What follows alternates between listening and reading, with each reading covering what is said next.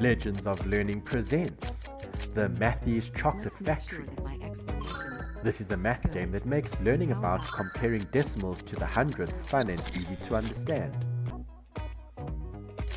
In this informative instructional game, the world's renowned chocolate factory needs you. They may be the best, but lately their production has decreased. They need someone with a great math knowledge to lead the chocolate delivery process so that the chocolate factory can once again be the best factory. Great job. This math game will test your knowledge on reading and interpreting decimals to a specific placeholder value.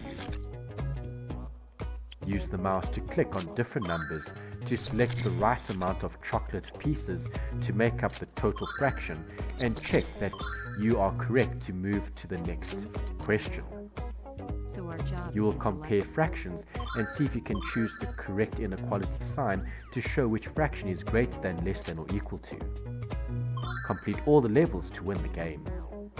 Use your knowledge of math to complete this fun and educational game. Have fun and enjoy playing.